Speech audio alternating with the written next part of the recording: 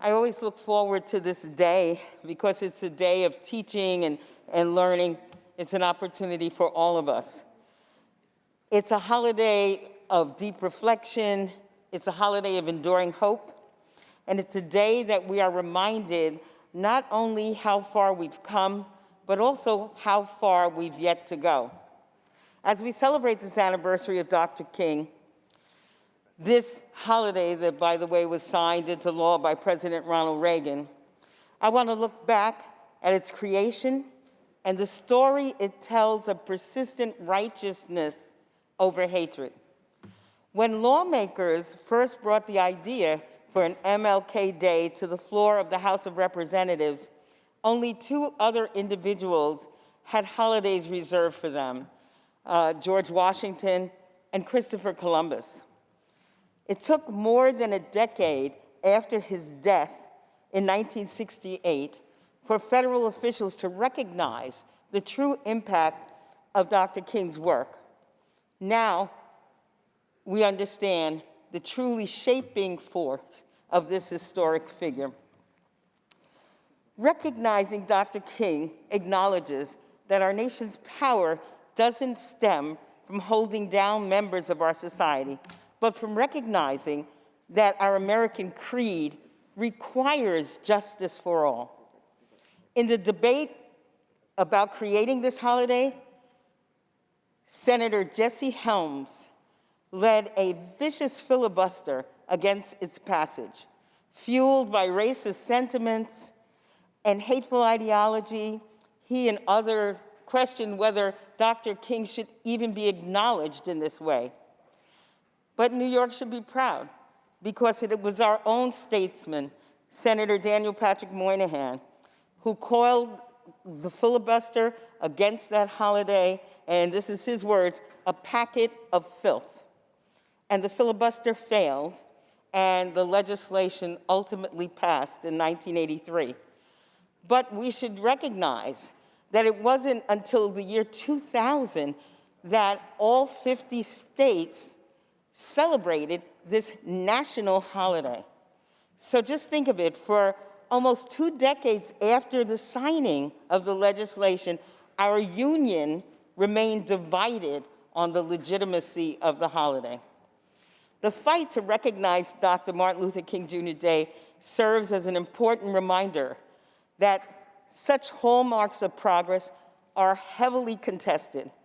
Amidst our great strides, it's easy to forget that history was really not that long ago, and that the stain of our nation's racist past often seeps through to this present day. How ironic, in fact, that on this day, the same day we're celebrating King's life in this Senate chamber, the very same filibuster deployed by Senator Helms is currently being used to doom the John Lewis Voting Rights Advancement Act and the Freedom to Vote Act. To add to the crisis of our democracy, this past year, we've seen a true regression on the franchise of voting. Nearly 500 bills were introduced nationwide with some element of voter suppression built in. We know why voting is so sacred. It's the right that begets all others and codifies every individual as a fully endowed citizen. It's a mechanism by which the people hold power accountable. Our flurry of advancements since King's murder are in great thanks to a more inclusive vote.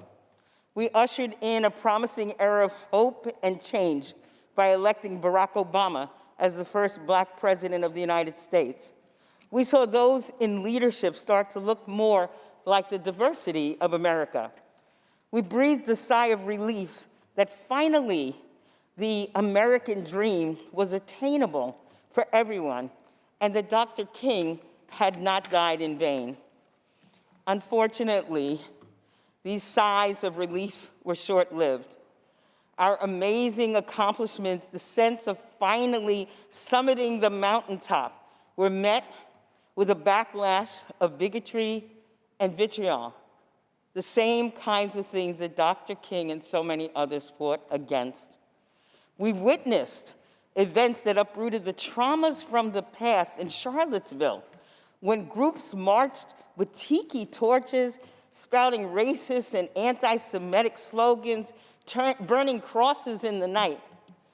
And a year ago this month, we saw those same symbols of hatred and racism breaking down the doors of our democracy. For the first time in our nation's history, the Confederate flag waved in the halls of Congress. As a country, we've been here before. An ugly wound that is yet to heal reopened. These attacks showed us once again that our humanity and the sanctity of our democracy are intertwined. But these atrocities are not part of the American dream. The dream that Dr. King believed so fervently is one where we don't fear each other's differences because we know that those differences make us stronger. We don't suppress our varied neighbors because we know their presence makes us better. That's what makes our nation great. In the spirit of Dr. King, we must continue the hard work of holding America accountable to what it's professed to be on paper, a country with liberty and justice for all. And that hinges on the right to vote. That's why this chamber opened the session with another slate of election reforms and will continually pressure our federal leaders to take similar action. Any tools to suppress American voices must be rebuked in all forms.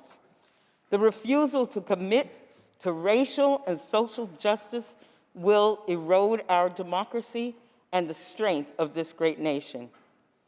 We know progress takes time, and we know, as Dr. King said, the moral arc of the universe does indeed bend towards justice, but it takes continued hard work and sacrifice.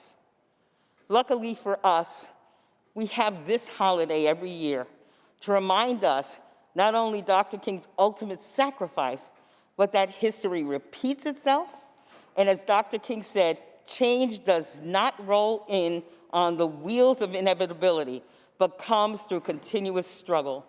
May we have strength for this struggle so that we indeed will finally celebrate in all of its aspects the legacy of Dr. King.